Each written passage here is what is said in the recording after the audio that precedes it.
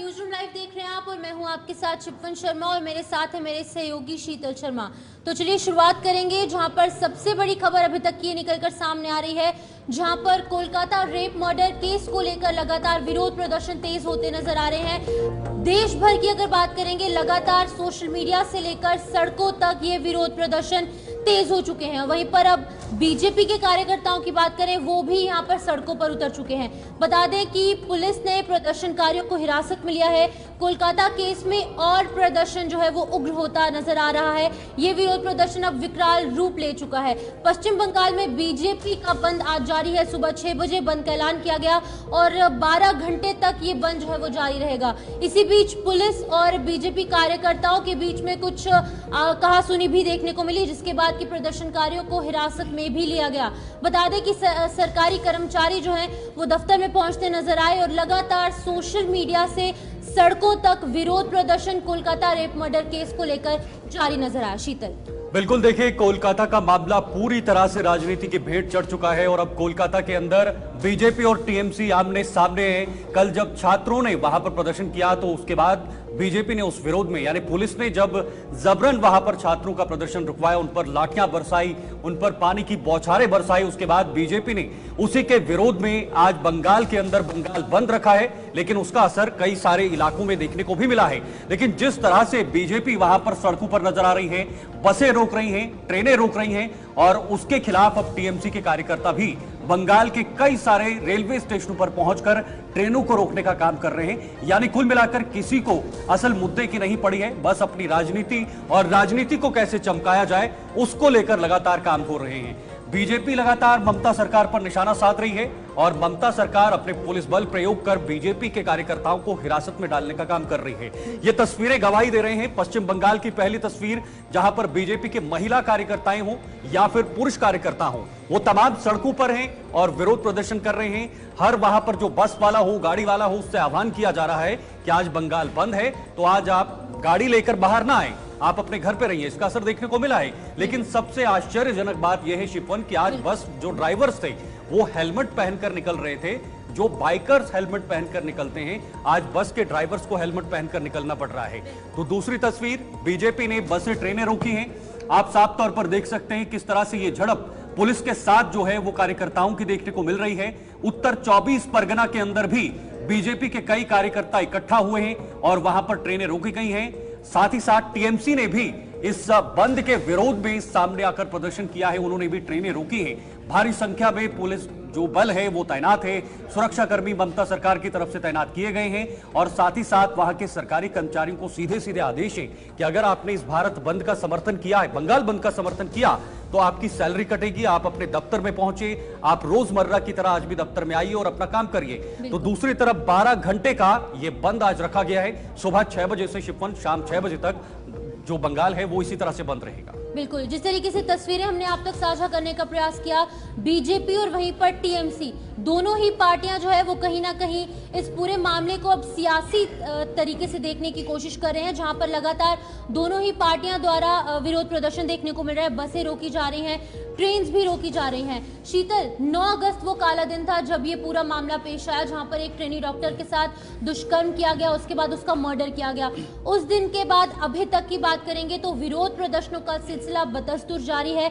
BJP जहां पर सड़कों पर है, वहीं पर दूसरी तरफ तृणमूल कांग्रेस भी सड़कों पर उतर आई है। आप तस्वीरों में साफ देख सकते हैं किस तरीके से बसों को रोकने का प्रयास किया जा रहा है, ट्रेनें भी रोकी जा रही हैं। वहीं पर लगातार पुलिस बल की बात करेंगे, जितनी भी सिक्योरिटी एजेंसीज हैं वो एकजुट होकर काम करती नजर आ रही हैं ताकि माहौल जो है वो ज्यादा बिगड़ता हुआ ना नजर आए। इधर भाजपा के बंद के विरोध में टीएमसी कार्यकर्ताओं ने भी बनगांव और साथ ही साथ सियालदह के बीच में ट्रेन रोककर नारेबाजी की है। जितना डिटेन करेंगे उतना लाखों लाखों लोग आएंगे। ये जनता का रोष है, ये जनता का आक्रोश है। जनता ने रास्ते के ऊपर आया है। पॉलिटिकल नॉन पॉलिटिकल जो लोग तिलोत्तमा के विचार के लिए रास्ते के ऊपर आएगा वो लोग को ही पुलिस लोग रोक देंगे, लेकिन विचार जारी रहेगा।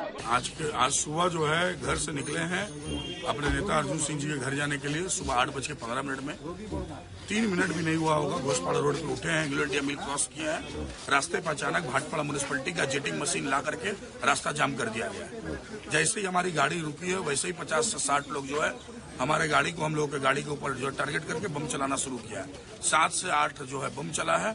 उसके बाद स्पेशली टारगेट करके हमारे ऊपर जो गोली चला है, जो 6 से 7 राउंड आप देख सकते हैं। गाड़ी के कांच में एक गोली जो है सामने फ्रंट पे मेरे सीट के सामने ही जो आके अटका है, जो गोली चला है। क्यों आज हेलमेट क्यों पहने हुए हैं? आज तो बंद है, इसीलिए हेलमेट डिपार्टमेंट दिया। अच्छा, क्यों डर लग रहा है कि आप लोगों को? थोड़ा से तो डर लगेगा, हम लोग तो ड्यूटी कराना पूरा कराना।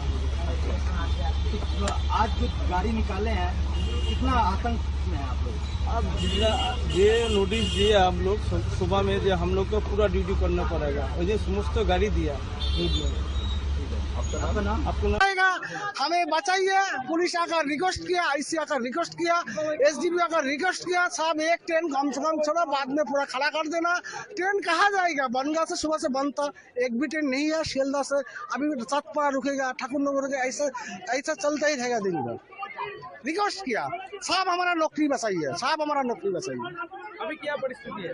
अभी परिसर अभी चालू है, देखिए ना, पूरा जनगण पब्लिक आ गया रुक के ऊपर, पूरा पब्लिक आ गया रुक के ऊपर, पूरा पब्लिक पैसेंजर जो लोग था ना। हम तो आकर शुरुआत किया सुबह 6 बजे से इतना टाइम, जो पैसेंजर लोग कोई रुक के रखा ट्रेन को। आम जनता आ गया रोड पर, आम जनता, आम पब्लिक आ गया। फिलहाल अभी क्या स्थिति है? अभी चल रहा है, अभी जाएगा रोड में, जस रोड में, हमारा बनगा सिटी में जाएगा, वहीं पर ही जाएगा, बंद करेगा। इधर तो चालू है, हमारा लड़का लोग रहेगा, हमारा कार्यकर्ता लोग रहेगा, वो लोग काम करेगा। हम जा रहे हैं दूसरा प्रोग्राम में। यहाँ पर देख सकते हैं कि टीएमसी के लोग भी आए हैं यहाँ पर। ये तो टीएमसी पुलिस कुछ नहीं कर पाया, इसीलिए गुंडा बाहिनी को भेज दिया ममता ने। ये तो टीएमसी का कल्चर है ना, ये तो टीएमसी का कल्चर है, गुंडा बाहिनी को भेज दिया। ये नारायण घोष है, काउंसलर है, वो आया धमकाने के लिए, लेकिन भाजपा का जो कार्यकर्ता लोग है ना, वो धमकाने से नहीं डरता है। सुन लीजिए, हम लोग लड़ाई में खड़ा हो, लड़ाई से हम लोगों का जन्म हुआ, लड़ाई में हम लोग खड़ा हो, लड़ाई जारी रहेगा जब तक ये ममता को वो न बनने से नहीं हटा सकेगा। दफा एक दाबिया ममता का पदोत्तर। एक बात बोलूं, कल देखा ना नवोदय में व्यर्थ हो गया लोग, इसलिए आज कोशिश कर रहा है हम लोग का छात्रों का आज के समावेश है धर्मतला में, वो लोग बंद कर ले, इसलिए जो प्रोग्राम नहीं हो सकेगा इसलिए। और आज परीक्षा भी है, साधारण मानुष खेटेगा मानुष, उनके पेट के लाठी मारने के लिए लोग आया है। ये वेस्ट बंगाल में डाकैती करने आया है, लेकिन वो लोग नहीं जानता है ममता बनर्जी के साथ साधारण आदमी है, गरीब आदमी है, ऐसा करके वेस्ट बंगाल को रोका नहीं जाएगा। क्यों आज हेलमेट क्यों पहने हुए हैं? आज तो बंद है, इसीलिए हेलमेट डिपार्टमेंट दिया। अच्छा, क्यों डर लग रहा है कि आप लोगों को? थोड़ा से तो डर लगेगा, हम लोग तो ड्यूटी कराना पूरा कराना। तो आज जो गाड़ी निकाले हैं कितना आतंक में है आप लोग? अब जिला ये नोटिस दिया हम लोग सुबह में, जो हम लोग को पूरा ड्यूटी करना पड़ेगा। वजह समस्त गाड़ी दिया। आपका नाम? आपको नाम? হেলমেট পরে কেন? আজকে ওই যে বিজেপি সম্প্রদায় সে হরতাল ডেকেছে, সেই জন্য মাথা বাঁচানোর জন্য। কতটা আতঙ্কে আছেন? আতঙ্ক বলতে এই যে যাবো পাথর ঠাথর যদি ছুঁড়ে দেয়, সেই জন্য হেলমেট। বেশ কয়েক জায়গায় তো বাস্তব ভাঙচুর হয়েছে, হ্যাঁ নিরাপত্তার জন্যই। হ্যাঁ এটা কি ডিপার্টমেন্ট থেকে হেলমেট দিয়েছে? হ্যাঁ, ডিপার্টমেন্ট থেকে হেলমেট দিয়েছে।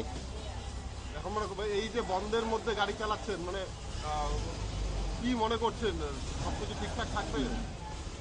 এখন ঠিকঠাক কি থাকবে বলতে, এটা তো চাকরি বাঁচাইতেই হবে 1 নাম্বার কথা, আর 2 নাম্বার কথা গাড়ি চলছেই, সকাল থেকে তো চলছেই। মানে হেলমেট পরেই সারাদিন চলবে? হ্যাঁ, সারাদিন হেলমেট পরেই চলবে, নিজের সুরক্ষার জন্য। হ্যাঁ। আপনার নাম? নিশি দাস। আজকে বন্ধ বলে নিরাপত্তার জন্য। মানে কতটা নিরাপদ রাস্তায় গাড়ি নিয়ে বেরোচ্ছেন? নিরাপত্তা আর কি, কখন কোথায় জাম লেগে কোনো ঠিক আছে, কোথায় বন্ধ করে দেবে। चलिए, तो केशव मोहन मिश्रा इस वक्त हमारे साथ ज्वाइन हो चुके हैं। मैं जरा केशव मोहन मिश्रा का रुख करना चाहूंगा। इस वक्त हमारे साथ हमारे सहयोगी केशव, बंगाल के अंदर लगातार जो है वो विरोध देखने को मिल रहा है। अब राजनीति भी हो रही है, बीजेपी हो, टीएमसी हो या फिर कोई भी पार्टी हो, एक दूसरे पर आरोप प्रत्यारोप का सिलसिला है। बीजेपी ने सवाल पूछे हैं ममता सरकार से कि आखिर जिस राज्य में एक महिला मुख्यमंत्री है उसी राज्य में महिलाएं सुरक्षित नहीं। देखिए, बिल्कुल पश्चिम बंगाल में इस वक्त जो स्थिति बनी हुई है कि लगातार जो तमाम अलग अलग राजनीतिक दल हैं वो एक दूसरे के विरोध में ही प्रदर्शन करते हुए दिखाई दे रहे हैं। जहाँ भारतीय जनता पार्टी के तमाम जो कार्यकर्ता है उन्होंने आज बंगाल बंद का आह्वान किया है, वहीं भाजपाइयों ने बसों को रोका है, ट्रेनों को रोकने की कोशिश की है। वहीं दूसरी तरफ टीएमसी ने इस बंद का विरोध करते हुए प्रदर्शन किया है। तो आप ये समझिए कि आखिरकार जब हर व्यक्ति प्रदर्शन ही कर रहा है, राज्य सरकार प्रदर्शन कर रही है, भाजपा शासित केंद्र सरकार प्रदर्शन कर रही है, तो फिर जिम्मेदारी कौन समझेगा। और इस देश में हमेशा से यही रहा है कि चाहे दिल्ली हो या पश्चिम बंगाल हो या जम्मू कश्मीर हो, हर जगह एक दूसरे पर इसका ठीकरा फोड़ने की राजनीति समय समय पर हुई है, जिसमें चाहे भाजपा हो या टीएमसी हो या अलग अलग दल हो जो इसमें पारंगत रहे हैं। पश्चिम बंगाल में जो घटना हुई है उसने पूरे देश भर को दहलाया, लेकिन जो लोग सड़कों पर निकले हैं, भारतीय जनता पार्टी ममता बनर्जी के विरोध में प्रदर्शन कर रही है, कह रही है कि ममता बनर्जी को कुर्सी छोड़ देनी चाहिए। लेकिन ये बहुत मुश्किल वक्त पश्चिम बंगाल में ममता बनर्जी सरकार के लिए है। जो विरोध की आग इस वक्त पश्चिम बंगाल में देखने को मिल रही है वो वहां के सियासी समीकरणों पर भी जरूर असर डालेगी। और ऐसे में जहां टीएमसी इस वक्त माहौल बनाने की कोशिश कर रही है, पुलिस प्रशासन पर आरोप लगा रही है, ममता बनर्जी स्वयं सड़कों पर उतर चुके हैं, तो आखिरकार जिम्मेदारी कौन समझेगा, कार्रवाई कौन करेगा, केंद्र समझे या राज्य सरकारें अपनी जिम्मेदारी समझे। जब हर कोई एक दूसरे के विरोध में प्रदर्शन करेगा तो फिर कामकाज कैसे होंगे। जानना चाहूंगी, जिस तरीके से एक तरफ ममता बनर्जी भी सड़कों पर उतरती नजर आ रही हैं, उनकी पार्टी द्वारा विरोध प्रदर्शन किया जा रहा है और पहले भी हमने देखा कि किस तरीके से एक मार्च पास यहाँ पर एक कैंडल मार्च निकाला गया ममता बनर्जी द्वारा, लेकिन वहीं पर दूसरी तरफ बीजेपी और अन्य जो सियासी दल हैं वो ममता बनर्जी का विरोध करते नजर आ रहे हैं। तो कितना इंपॉर्टेंट हो जाता है एक महिला मुख्यमंत्री, जिस स्टेट की मुख्यमंत्री हो, यहाँ पर सीएम हो, एक्सपेक्टेशंस बढ़ जाती है। देखिए, बिल्कुल शिफल, जिस तरीके से महिला मुख्यमंत्री के बतौर उनकी बहुत बड़ी जिम्मेदारी है कि राज्य में कानून व्यवस्था न बिगड़े। अगर हम जिक्र करें तो पश्चिम बंगाल कोई केंद्र शासित प्रदेश नहीं है कि जिम्मेदारी केंद्र सरकार की होगी। भाई, राज्य पूर्ण राज्य का दर्जा है तो राज्य की जिम्मेदारी होती है, वहाँ के मुख्यमंत्री, वहाँ के मुखिया की जिम्मेदारी है कि कानून व्यवस्था ना बिगड़े। और जब उत्तर प्रदेश जैसे राज्यों में ऐसी घटनाएं होती हैं तो वहाँ सरकारें अपनी जिम्मेदारी कैसे निभाती हैं, और ये सीखना चाहिए उन राज्यों से जो लगातार ऐसे मामलों में सख्त एक्शन लेने का काम करते हैं। और ऐसे में उत्तर प्रदेश का जब हम जिक्र करते हैं कि योगी आदित्यनाथ ने कई मामलों में इस बात की नासिर दी है, और यही बड़ी वजह है कि यूपी में बड़े स्तर पर इस तरीके की घटनाएं रुकी हैं।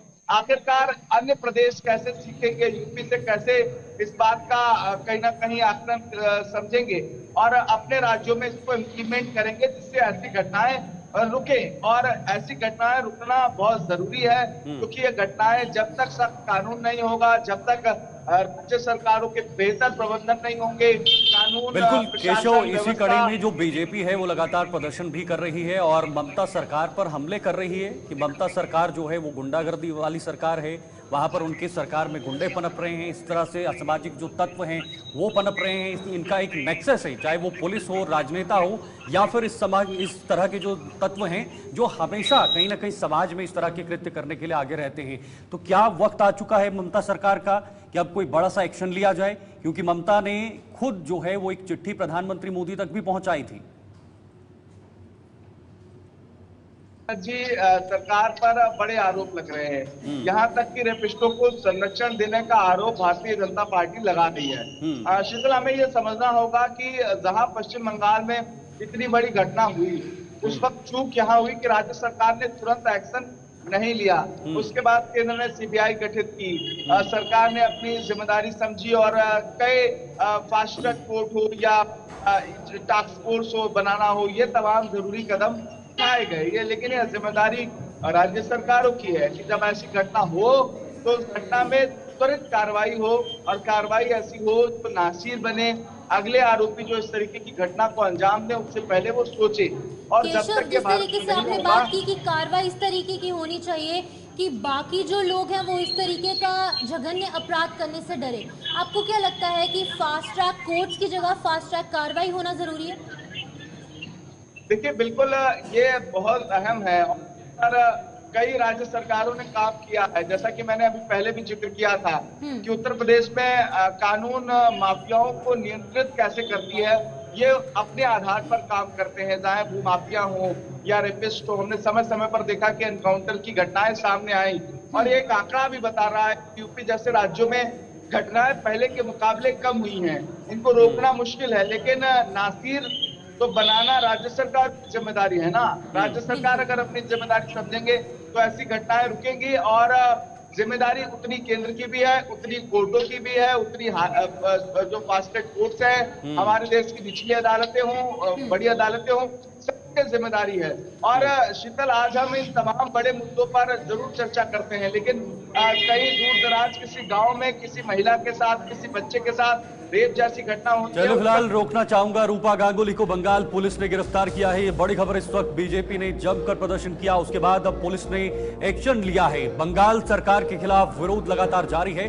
बीजेपी हर चौक चौराहे पर गाड़ी जो है वो रुकवा रहे हैं, बसें रुकवा रहे हैं, सड़क से लेकर रेलवे तक बीजेपी का प्रदर्शन नजर आ रहा है। चारों तरफ बीजेपी के कार्यकर्ता इस वक्त प्रदर्शन कर रहे हैं और रूपा गांगुली को फिलहाल वहां पर पुलिस की तरफ से गिरफ्तार किया गया है। इसके अलावा कई सारे ऐसे कार्यकर्ता हैं बीजेपी के जिन्हें गिरफ्तार कर लिया है बंगाल सरकार द्वारा। तो फिलहाल इस वक्त ये आक्रोश लगातार नजर आ रहा है। आप खुद तस्वीरों से अंदाजा लगा सकते हैं किस तरह से बीजेपी के जो लोग हैं, बीजेपी के जो कार्यकर्ता हैं, वो पूरी तरह से सड़कों पर इस पूरे मामले को लेकर विरोध कर रहे हैं। और कल जिस तरह से छात्रों ने वहां पर प्रदर्शन किया था, छात्रों ने आवाज उठाई थी, लेकिन उसके बाद उन छात्रों पर भी पुलिस ने वहां पर जबरन उनसे लाठीचार्ज कर उनके उस प्रदर्शन को रोकने की कोशिश की थी। लेकिन उसके विरोध में आज बीजेपी ने बंगाल बंद बुलाया है, उसका वहां पर उन्होंने आह्वान किया है। और सुबह से फिलहाल बंगाल बंद का असर कई सारे क्षेत्रों में देखने को मिल रहा है। कुछ इलाके इसमें आ चुके हैं, लेकिन कुछ ऐसे भी इलाके हैं जहां पर बंगाल बंद का असर नहीं है, क्योंकि खुद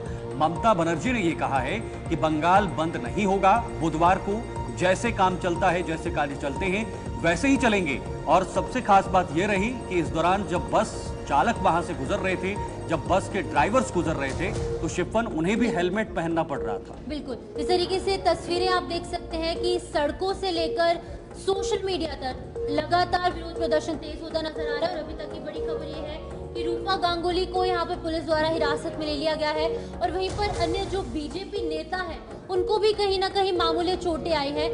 चोटों के दौरान उनको जो है वो अस्पताल में भी भर्ती कराया गया। तो इन सभी चीजों से ये हम समीकरण ये बन रहे हैं, इस तरीके से हम अंदाजा लगा सकते हैं कि कितना उग्र प्रदर्शन बंगाल में हो रहा है। क्योंकि शीतल, जिस तरीके से मैंने कहा कि यहाँ पर फास्ट ट्रैक कोर्ट्स की जगह फास्ट ट्रैक कार्रवाई होना काफी आवश्यक है। इसका खिलाफ है, इसका खिलाफ है, हम लोग लड़ेंगे, हम लोग लड़ाई करेंगे।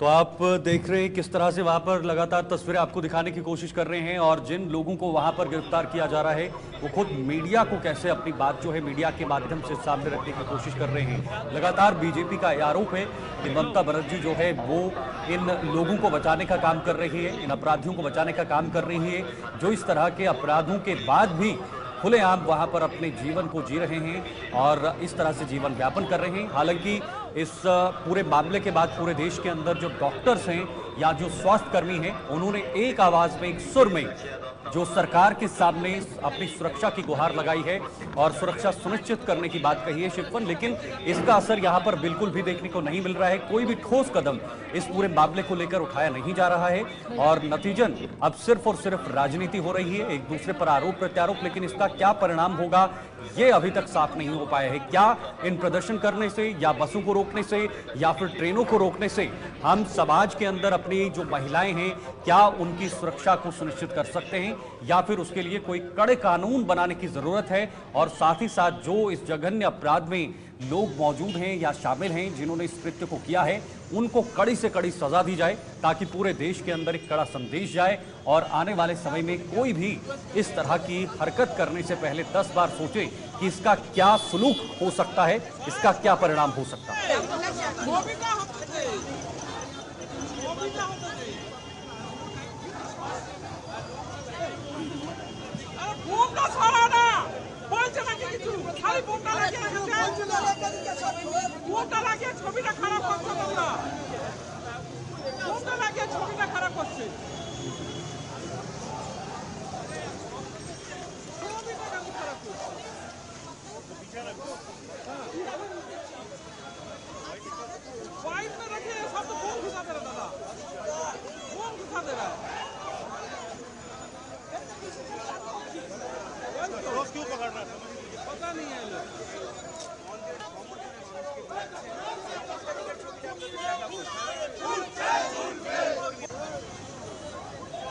तो देखिए आपने किस तरह से ये तस्वीरें देखी हैं, सीधे बंगाल की ये तस्वीरें जहां पर इस वक्त जो रूपा गांगुली हैं जिन्हें पुलिस ने गिरफ्तार किया है, राज्यसभा सांसद हैं, उन्हें फिलहाल पुलिस की तरफ से यहां पर गिरफ्तार किया गया है। एक तरफ जोरों शोरों से ये मुद्दा उठाया जा रहा है, बीजेपी यहां पर इस मुद्दे को सड़कों तक, सड़कों से लेकर गलियों, हर चौक चौराहे पर पहुंचाने की कोशिश कर रही है।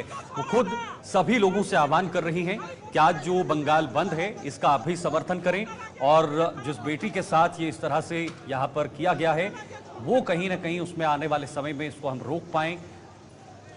कोशिश तो भरपूर है, लेकिन इस कोशिश में अभी फिलहाल ममता बनर्जी या ममता की सरकार जो है या ममता की जो पुलिस है वो पूरी तरह से वहां पर बनी हुई है। हर चप्पे चप्पे पर सुरक्षाकर्मी तैनात हैं ताकि कोई भी उग्र प्रदर्शन ना हो और किसी भी प्रकार की यहाँ पर घटना या हिंसा ना हो।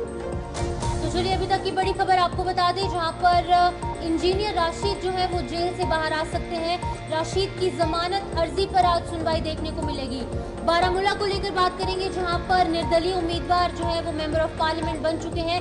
टेरर फंडिंग मामले में इंजीनियर राशिद जो है वो जेल के अंदर बंद है, लेकिन आज जिस तरीके से सुनवाई है और ये बताया जा रहा है कि इंजीनियर राशिद जो है वो आज जेल से बाहर आ सकते हैं। बता दें कि बारामूला से निर्दलीय उम्मीदवार जो है वो इंडिपेंडेंट कैंडिडेट के रूप में खड़े हुए थे। लोकसभा इलेक्शंस में हमने देखा कि किस तरीके से बारामूला के जो लोग हैं उन्होंने भरपूर प्यार यहाँ पर निर्दलीय सांसद इंजीनियर राशिद को दिया, जिसके बाद ये देखने को मिला कि वो जेल में बंद होकर भी यहाँ पर मेंबर ऑफ पार्लियामेंट बन चुके थे। और तब हमने देखा कि 2 घंटों के लिए उन्हें जेल से बाहर निकाला गया, जिसके बाद कि आज ये कहा जा रहा है जिस तरीके से असेंबली इलेक्शंस का ऐलान जम्मू कश्मीर में हो चुका है और उनकी पार्टी इतनी मजबूत होती नजर आ रही है। जहां पर हमने नॉर्थ कश्मीर में देखा था कि काफी लोगों ने इनकी पार्टी को समर्थन किया था, इंजीनियर राशिद को जेल के अंदर बंद होने के बावजूद भी समर्थन मिला।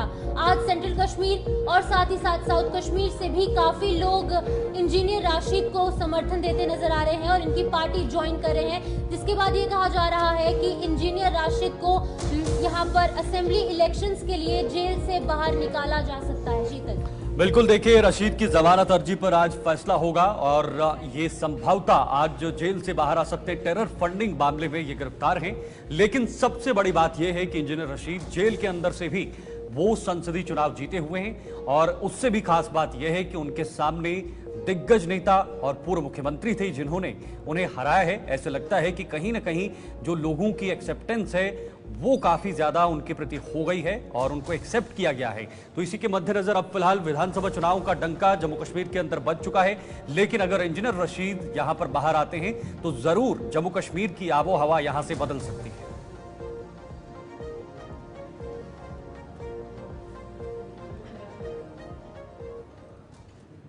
चलिए फिलहाल यहां वक्त एक छोटे से ब्रेक का है, फौरन लौटते हैं।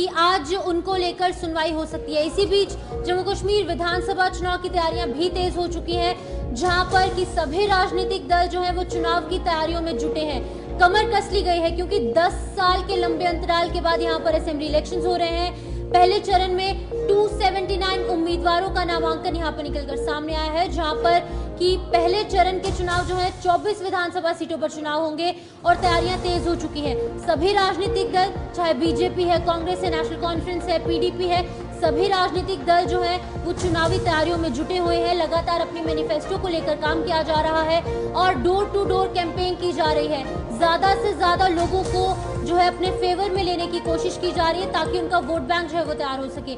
इसी बीच जम्मू कश्मीर विधानसभा की तैयारियां तेज हो चुकी हैं। काफी अहम चुनाव, यूनियन टेरिटरी में पहली बार चुनाव होने जा रहे हैं क्योंकि इससे पहले 2014 में ये चुनाव हुए थे, जबकि जम्मू कश्मीर एक स्टेट थी।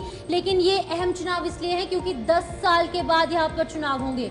3 फेजेस में चुनाव देखने को मिलेंगे, 18 सितंबर, 25 सितंबर और 1 अक्टूबर। 4 अक्टूबर को ये देखा जाएगा कि किसके सर पर ताज जो है वो सजेगा।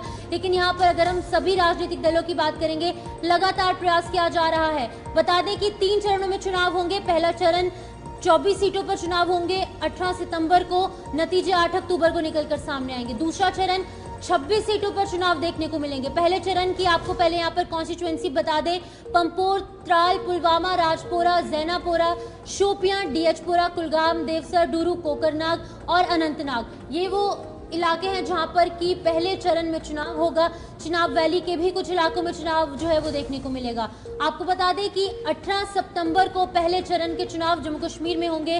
काफी अहम चुनाव बताए जा रहे हैं क्योंकि 10 साल के बाद असेंबली इलेक्शंस जम्मू कश्मीर में होने जा रही हैं। इससे पहले जो है 2014 में असेंबली इलेक्शंस हुई थी। अनंतनाग, वहीं पर इंदरवाल, पाडर, डोडा, रामबन, श्री गुफवाड़ा, पहलगाम, किश्तवाड़, भदरवाड़, डोडा पश्चिम और बानीहाल, ये भी कुछ असेंबली कॉन्स्टिट्यूएंसीज हैं जहां पर कि असेंबली इलेक्शंस फर्स्ट फेज में इलेक्शंस जो है वो देखने को मिलेंगी।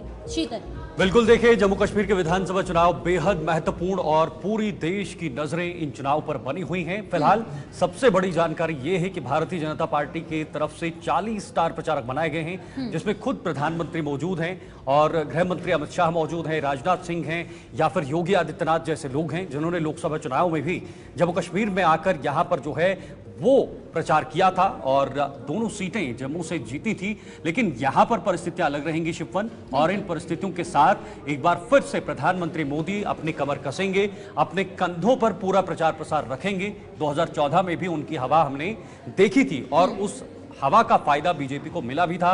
25 सीटें जीतकर बीजेपी दूसरी सबसे बड़ी पार्टी बनी थी। लेकिन वोट शेयर के हिसाब से बीजेपी सबसे बड़ी पार्टी 2014 में जम्मू कश्मीर के अंदर बनी हुई थी। वसीम गत्तू इस वक्त हमारे साथ डोडा से हमारे संवाददाता जुड़ चुके हैं। मैं सीधे वसीम का रुख करूंगा।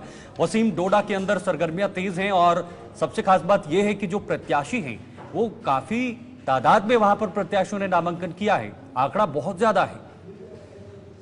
जी बिल्कुल शीतल, देखिए कल जिस तरह से आपने देखा कि नॉमिनेशन फॉर्म जब फिल हुए उसके बाद आपने लोगों में जज्बा भी देखा और कई सारे ऐसे चेहरे भी हैं जो नए चेहरे हैं जिन्होंने इंडिपेंडेंट कैंडिडेट के नाम से वहां पे अपना नॉमिनेशन फॉर्म भरा। और पहले से बिल्कुल हटके आप देख रहे हैं कि इस बार ये इलेक्शन देखने को मिलेंगे क्योंकि नॉमिनेशन फॉर्म कुछ इंडिपेंडेंट कैंडिडेट्स हैं, कम उम्र के बच्चे हैं। जिस तरह से आवाम भी चाहती थी कि नए फेस भी होने चाहिए, जरूर आवाम जो है उनको वोट भी करेगी। और साथ साथ में देखना होगा कि जिस तरह से मुकाबला काफी बड़ा है और मुकाबले में कई सारे नए चेहरे भी उतरे और काफी कदावर नेता भी जिसमें शामिल देखने को मिल रहे हैं। और जहां पे अगर हम बात करें अलग पॉलिटिकल पार्टीज की, इस पॉलिटिकल पार्टीज में देख रहे हैं कि कल देर रात की अगर हम बात करें कुछ पॉलिटिकल पार्टी के वर्कर्स भी जिन्होंने नेशनल कॉन्फ्रेंस ज्वाइन की पीडीपी को छोड़ के, तो इस तरह की चीजें, इस तरह की गहमागहमी देखने को मिल रही है। और बड़ा इंपॉर्टेंट इसमें यह है कि हम देख रहे हैं कि जो कदावर नेता है वो अब इलाकों के अंदर रुक कर रहे हैं, कंपेयरिंग डोर टू डोर कर रहे हैं, लोगों से बातचीत कर रहे हैं। क्योंकि अक्सर जब इलेक्शन आता है तो लोग गिले शिकवे जरूर बताते हैं कि आपके दौरान यहाँ ठीक है। मैं वसीम ये भी समझना चाहूंगा आपसे कि जो लंबी सूची निकल कर आई है, क्या एक लंबा इंतजार रहा 10 साल का? यही वजह है कि एक लंबी सूची, एक बहुत ज्यादा प्रत्याशी नंबर्स में वहां पर निकलकर सामने आए, या फिर पार्टियों की जो आपसी सहमति है या कार्यकर्ताओं के साथ जो एक मेल होता है, उनके साथ बातचीत होती है, उनकी बातें सुनी जाती हैं, वो समन्वय जो है वो पार्टियों के बीच नहीं दिखाई दिया। परिणाम जो है वो काफी सारे ऐसे लोग हैं जो पार्टियों से निकल कर आए हैं और इंडिपेंडेंट के तौर पर उन्होंने नामांकन भरा है। देखिए, आपने देखा होगा परसों भी भाजपा के अंदर गिले शिकवे भी काफी ज्यादा देखे जा रहे थे। कुछ शख्स ये भी बता रहे थे कि हम काफी बरसों से इस पार्टी में रह चुके हैं मगर हमें अभी तक मैंडेट नहीं दिया गया। यहाँ पे भी हमने ये गिले शिकवे देखे, जिन लोगों को मैंडेट्स नहीं मिले उन्होंने इंडिपेंडेंट कैंडिडेट के हवाले से उन्होंने अपना नॉमिनेशन फॉर्म भरा। और यहाँ की मैं जिला डोडा की बात करूं, हम अक्सर ग्राउंड पे जाते हैं, हम अलग अलग एरियाज में जाते हैं, वहां पे लोगों का ये मानना होता है कि हमारे इलाके के अंदर इस तरह की तरक्की नहीं हुई जिस तरह से हमारे साथ वादे किए गए थे। गिला शिकवा उन लोगों का जरूर होता है मगर उन लोगों का ये मानना है कि जब भी उनके इलाके के अंदर कोई मैंडेट आज जा रहा है, कैंडिडेट जा रहा है, उनका ये मानना है कि वो कैंडिडेट अगर हमारे इलाके के अंदर काम करता है, हमारी जो भी दिक्कत हल करता है, उसको हम वोट देंगे। तो देखना होगा कि जो कैंडिडेट उनने चुन के सामने भेजा है वो किस तरह की तरक्की इलाके के अंदर करता है, किस तरह का काम उनको देता है, ये आने वाला वक्त बताएगा जब रिजल्ट सामने निकल के आएगा। और जो नए चेहरे अभी ग्राउंड पे उतरे हैं, यानी कि उनने जो नॉमिनेशन फॉर्म अपना फिल किया है, उनका भी देखना होगा कि किस तरह से वोट उनको मिलता है, किस तरह से जनता उनको आगे भेजती है, ये आने वाला वक्त बताएगा।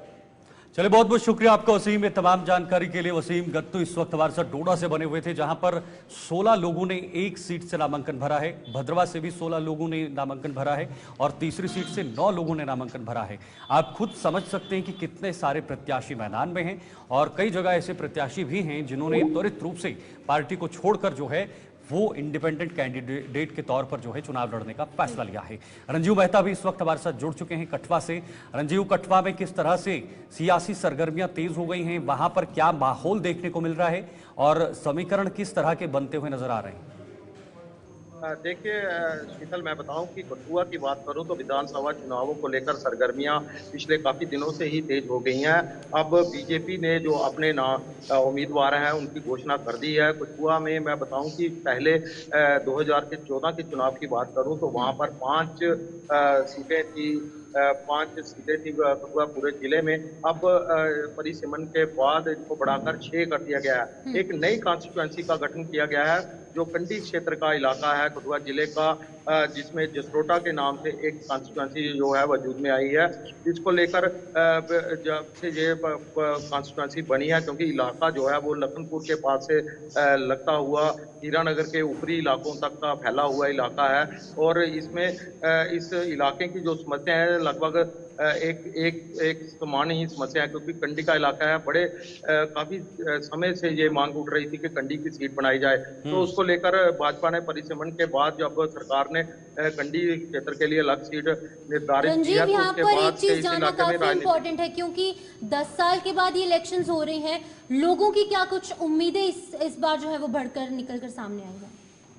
देखिए शिपन, मैं बताऊं कि ये 10 साल के बाद 2014 के बाद 2024 में विधानसभा के चुनाव जम्मू कश्मीर में हो रहे हैं। खास तौर पर 2019 में जो 370 के एब्रोगेशन के बाद जो चुनाव हो रहे हैं उसके बाद तो लोगों की काफ़ी उपेक्षाएं जो है इन जहाँ पर पॉपुलर गवर्नमेंट को लेकर हुई थी। लोगों का कहना है कि जहाँ की सरकार हो, उनका नुमाइंदा हो, तो उनके काम जो है, जो रुके हुए काम है वह हो जाएंगे। इसको लेकर लोगों में काफ़ी उत्साह है और जो जितनी भी पार्टियां हैं, राजनीतिक पार्टियां हैं, उनके जो कैंडिडेट्स हैं वह भी लगातार लोगों के साथ जनसंपर्क अभियान चलाए हुए हैं। भाजपा ने तो अपनी सूची जारी कर दी है 1 महीना पहले, क्योंकि तीसरे चरण में जहां पर चुनाव होने हैं कठुआ जिले में और यहाँ की 6 सीटों के लिए में से 5 के जो उम्मीदवार हैं भाजपा ने वो तय कर दिए हैं। कठुआ की बात करूँ, जसरोटा जो नई कॉन्स्टिट्यूएंसी बनी वहाँ पर राजीव जसरोटिया को, हीरानगर की बात करूँ तो एडवोकेट विजय शर्मा को, और बिलावर से सतीश शर्मा, और बक्सोली से ठाकुर दर्शन सिंह, और बनी की जो कॉन्स्टिट्यूएंसी है वहाँ से जीवन लाल को एक बार फिर से मौका दिया है, क्योंकि इस राजीव जसरोटिया जो है पूर्व मंत्री भी रहे थे थोड़ी देर के लिए 2014 में जो सरकार बनी थी बीजेपी की। और रंजीव, ये जो तमाम आपने नाम लिए ये ठीक है, लेकिन एक चीज निकलकर इस बार सामने आ रही है कि एनसी और कांग्रेस का जो गठबंधन हुआ है वो काफी स्ट्रांग बताया जा रहा है। हालांकि सीट शेयरिंग को लेकर कुछ मतभेद देखने को मिले दोनों पार्टियों में, लेकिन बीजेपी की अगर बात करेंगे तो उसके सामने एक बहुत बड़ी चुनौती निकलकर सामने आई है। कितनी इंपॉर्टेंट इलेक्शंस ये बीजेपी के लिए सामने आ सकती है? बड़ी चुनौती भरा चुनाव होगा। लेकिन कठुआ जिले की बात करूं तो यहाँ की 6 सीटों में से बनी की सीट पर एनसी का जो गठबंधन है, क्योंकि एनसी का वोट शेयर वहाँ पे ज्यादा है, तो वहाँ की सीट जो है वो ज्यादा चुनौतीपूर्ण है इस गठबंधन के चलते, क्योंकि वहाँ पर काफी वोट जो है वो एनसी के कैंडिडेट भी वहाँ से एक बार जीत चुके हैं। पहले वो डिप्टी स्पीकर भी बने थे गुलाम हैदर मलिक साहब। और उसके बाद बाकी सीटों की बात करूं, हीरानगर की बात करूं, तो भाजपा की ये परंपरागत सीट रही है, क्योंकि जगदालाल डोगरा के बाद अगर कोई कैंडिडेट जीता है तो एक बार कांग्रेस जीती थी, वो भी आरक्षित सीट में। उसके बाद राजीव, लेकिन हम बहुजन समाज पार्टी को भी नहीं भूल सकते, जिन्होंने 2014 में कठुआ के अंदर अच्छा प्रदर्शन किया था, 30% से ज्यादा वोट हासिल किए थे वहां से। बिल्कुल शीतल, मैं बताऊं कि कठुआ की जो सीट है वो आरक्षित सीट रखी गई है इस बार, और वहां पर आरक्षित कैंडिडेट ही जो है वो फार्म भरेंगे और वही नामांकन करेंगे, वही चुनाव लड़ सकते हैं। उसको लेकर अभी घोषणा नहीं की है बीजेपी की तरफ से, ना ही किसी पॉलिटिकल पार्टी की तरफ से उम्मीदवार की, लेकिन उसको लेकर काफी अहम सीट मानी जाती है बीएसपी के लिहाज से कठुआ जिले की, क्योंकि 2014 के चुनाव में भी उन्होंने दूसरे नंबर पर आई थी और मात्र 5000 वोटों से ही राजीव सिसोदिया ने तब बाजी मारी थी।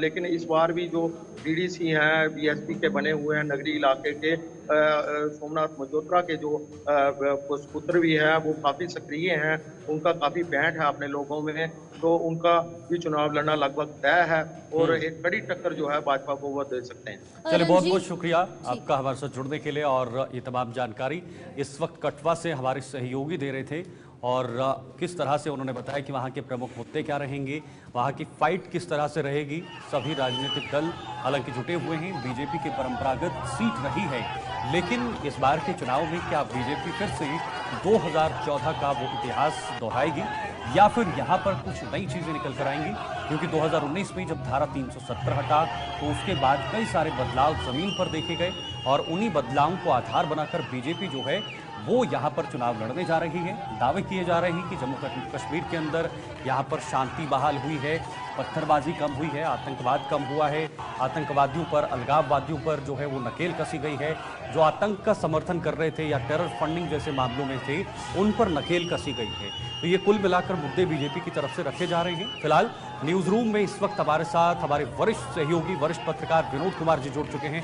उनसे भी बातचीत करके इस वक्त जो पॉलिटिकल सिनेरियो पूरे जम्मू कश्मीर के अंदर बन रहा है, या पहले चरण के चुनाव के लिए जो जो क्षेत्र शामिल किए गए हैं, उन क्षेत्रों में इस वक्त की क्या जो चर्चाएं हैं वो चल रही हैं, क्या प्रमुख मुद्दे हैं पार्टियों की तरफ से, और साथ ही साथ सबसे खास बात, जब कल नामांकन हुआ तो लगभग 280 लोगों ने इस पहले चरण के लिए नामांकन किया है। ये भी एक बहुत बड़ा आंकड़ा निकलकर सामने आया है। बहुत बहुत स्वागत और बहुत बहुत शुक्रिया विनोद जी। 280 का आंकड़ा आया है, हर विधानसभा क्षेत्र से काफी सारे लोगों ने जो है वो नामांकन किया है। इसके पीछे क्या वजह हो सकती है? क्या एक लंबा अंतराल रहा तो 10 साल का है, 5 साल का जो कहीं ना कहीं एक पीरियड होता है, उसमें भी लोग जो उठने वाले थे वो भी निकल कर आए, और उसके बाद जो दूसरे 5 साल का टेन्योर है वो भी निकल कर सामने आए, इसलिए ये आंकड़ा बढ़ गया। शीतल, आपने खुद ही जवाब दे दिया। लेकिन सच्चाई ये है कि उत्साह का ये प्रतीक है, लोगों में उत्साह है। उत्साह के बहुत सारे कारण हैं। एक तो आपने बताया कि 2014 में विधानसभा के चुनाव हुए थे और उसके बाद अब चुनाव होने जा रहे हैं, एक 10 साल का अंतराल है, और लोग चाहते हैं कि उनकी अपनी चुनी हुई हुकूमत हो। मुझे याद है 21 जून को मैं श्रीनगर में था। 21 जून को प्रधानमंत्री नरेंद्र मोदी ने कहा था कि जम्मू कश्मीर को जल्द ही अपनी चुनी हुई सरकार मिलेगी। और दूसरी बड़ी बात यह है कि हम बार बार ये कहते हैं वस्त से वस्त गवर्नमेंट हो, लेकिन इलेक्टेड हो। और इस डेमोक्रेटिक सेटअप से वो बहुत खूबसूरत और बहुत अच्छी होती है, क्योंकि लोग अपने नुमाइंदों के घर में जाकर के नॉक कर सकते हैं, मेरी ये परेशानी है। कोई भी नॉर्मल व्यक्ति किसी आईएएस ऑफिसर के घर नहीं जा सकता है कि भाई साहब मेरी परेशानी को दूर कीजिए। इसलिए ये हतोत्साह है लोगों में, इसीलिए 280 के करीब लोगों ने अपना नामांकन भरा है। और लोकसभा में जो पोल प्रतिशत भरा था 56, वो भी इसका एक बड़ा कारण है। जिस लेकिन पार्टी में अंतर विरोध भी इसकी वजह बताई जा रही है, अंतर्कलह आपस में लड़ना, या फिर टिकट ना मिलने की वजह से इंडिपेंडेंट लड़ना।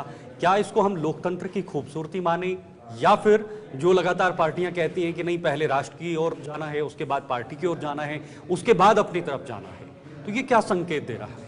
आपने एक बड़ी अच्छी बात की। जब पीडीपी और बीजेपी की हुकूमत बनी थी तो हर एक बड़ा जो राजनीति के विशेषज्ञ है वो यही कहता था कि ये ब्यूटी ऑफ डेमोक्रेसी है, लोकतंत्र की खूबसूरती है, जो आपने कहा।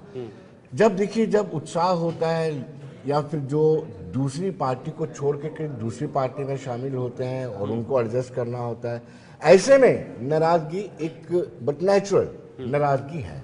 और जो लोग नाराज होते हैं वो बतौर निर्दलीय उम्मीदवार खड़ा होकर के अपनी नाराजगी को व्यक्त करना चाहते हैं। और ख़ासतौर पर सबसे ज़्यादा नाराजगी अगर किसी में है तो वो मुझे लगता है कि भारतीय जनता पार्टी में।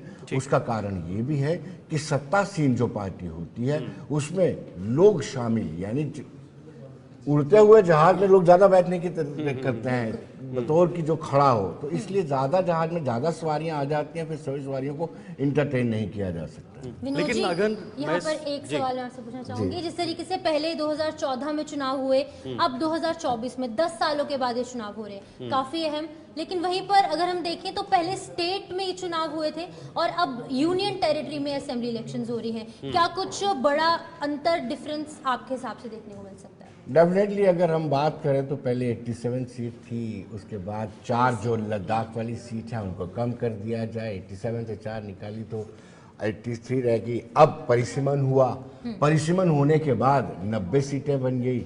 90 सीटों में 43 यहाँ पे, 47 कश्मीर में हैं। और बड़ी बात है कि 5 ऐसे लोग हैं जिनको नॉमिनेट किया जाएगा, नॉमिनेटेड MLAs होंगे, जिसमें 2 कश्मीरी विस्थापित हैं, जिसमें एक महिला का अनिवार्य रखा गया है, एक POJ के रिफ्यूजीज है, और दूसरा जो पहले से प्रचलन चलता आ रहा है कि 2 महिलाओं को असेंबली में रखना है।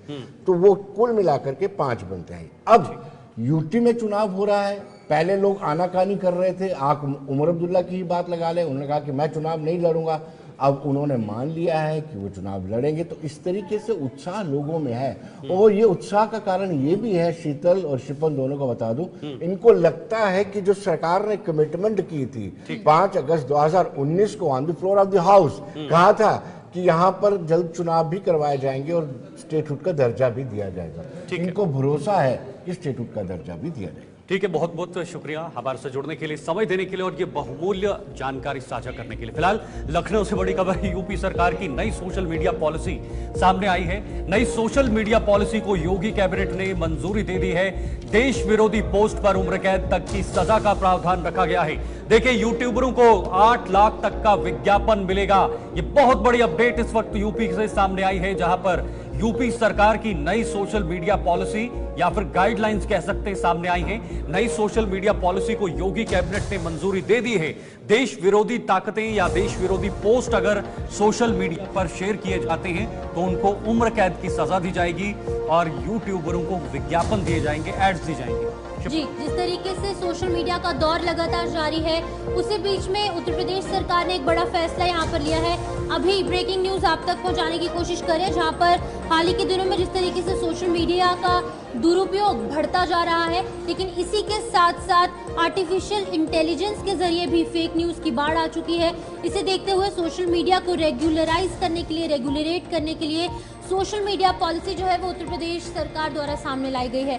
तमाम चीज़ों को लेकर मंथन हुआ, तमाम चीज़ों को लेकर चर्चाएं निकलकर सामने आई और अब ये निकलकर सामने आ रहा है कि यूट्यूबरों को 8 लाख तक की एड यानी कि विज्ञापन उन्हें मिलेगा। काफ़ी बड़ा फायदा यहाँ पर यूट्यूबर्स को होगा, क्योंकि सोशल मीडिया का दौर है और लगातार हर कोई व्यक्ति यूट्यूब पर एक्टिव है, इंस्टाग्राम पर, यानी हर एक सोशल मीडिया पर वो एक्टिव नजर आ रहा है। सोशल मीडिया को निरंतरण करने के लिए, निरंतर में लाने के लिए, रेगुलराइज करने के लिए और थोड़ा सा रेगुलेट करने के लिए बड़ी जो उपलब्धि है यूपी सरकार द्वारा लाई गई है। और यहाँ पर यह भी सच है कि सरकारें चाहे कितनी भी पार्टी की हो, लेकिन कोई भी अगर आरोप के चलते जेल में डालने की अगर बात करें तो वो हो सकता है। और इसी के साथ साथ बड़ी कार्रवाई, बड़ी चीजें निकलकर यूपी सरकार द्वारा लाई गई हैं, जहां पर कि लखनऊ से बड़ी खबर, यूपी सरकार ने सोशल मीडिया पॉलिसी चेंज की है और बड़ी चीजें इस पॉलिसी में लाई गई हैं। क्या कुछ है वो भी आपको बता देंगे शीतल। बिल्कुल, देखिए, बहुत ही महत्वपूर्ण कदम, क्योंकि सोशल मीडिया का दौर है और सोशल मीडिया पे कई सारी चीजें निर्भर रहती हैं। इसी पर जानकारी देंगे इस वक्त हमारे साथ लखनऊ से रजा अब्बास हमारे साथ जुड़ चुके हैं।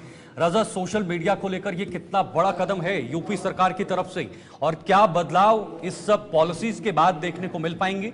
क्योंकि उत्तर प्रदेश एक बहुत बड़ा राज्य है, वहां की कानून व्यवस्था, वहां की लॉ एंड ऑर्डर सिचुएशंस को संभालना भी एक बहुत बड़ी चुनौती होती है। देखिए, खासतौर पे जो इस तरह की पॉलिसी कल कैबिनेट में रखी गई, 14 प्रस्ताव रखे गए थे, जिसमें 13 पास हुए हैं, जिसमें एक अहम पॉलिसी सोशल साइट्स पे नीति जो आई है बहुत बेहतरीन है। इंस्टाग्राम, यूट्यूब पर, फेसबुक पे सब्सक्राइबर और पेज फॉलोइंग के हिसाब से और वॉचिंग टाइम के हिसाब से सरकार ऐड दे।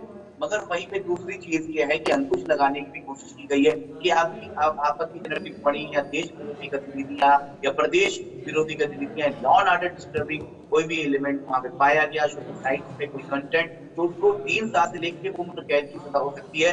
ये भी एक तरीके से बहुत अच्छी चीज है, क्योंकि इन चीजों पे थोड़ा कंट्रोल नहीं हो पाता था। जो चाहे जो आदमी जो चाहे लिख देता था फेसबुक पे, इंस्टाग्राम पे, इस पे एक्स पोस्ट पे और दीगर प्लेटफॉर्म है सोशल साइट पे। तो एक तरह से ये बहुत अच्छी पॉलिसी है। इसमें लोग ये कह रहे हैं रोजगार भी बढ़ेगा, जिनके अच्छे पेज फॉलोइंग है, सब्सक्राइबर है, वॉचिंग टाइम ज्यादा है, तो कहीं ना कहीं अर्निंग रिसोर्सेज भी बढ़ेंगे। और एक बात और भी है कि अंकुश भी लगाने की है कि कंटेंट जो है देश विरोधी नहीं होना चाहिए, लॉ एंड ऑर्डर विरोधी नहीं होना चाहिए, और कोई भी आपत्तिजनक कंटेंट अगर पाया जाए तो सजा भी पाएंगे।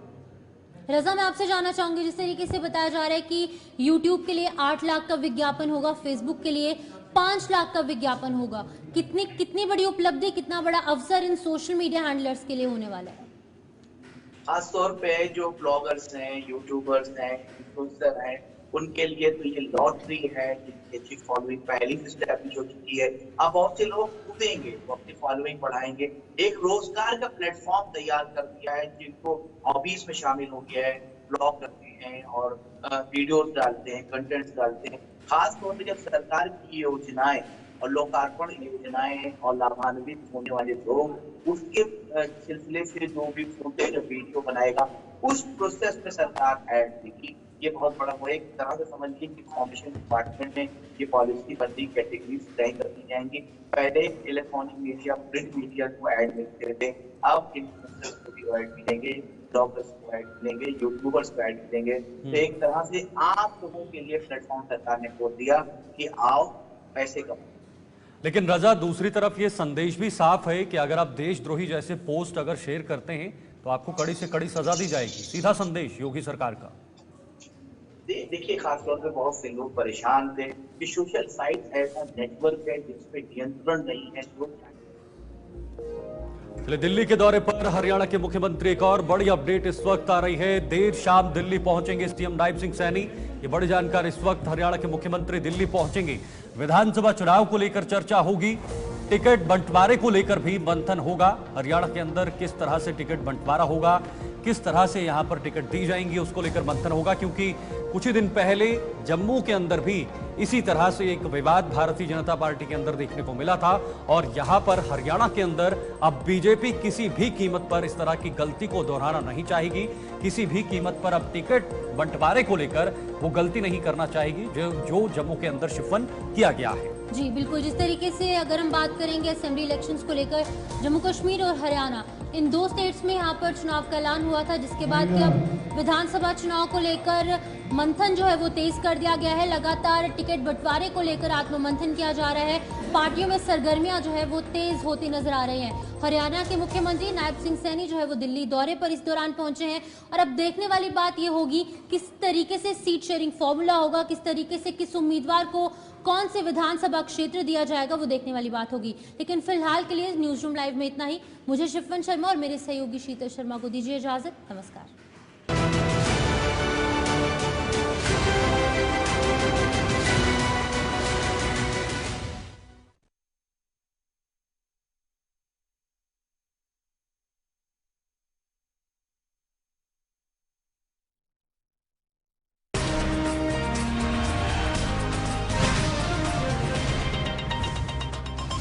पापा, यहाँ से अपना प्लॉट शुरू होता है।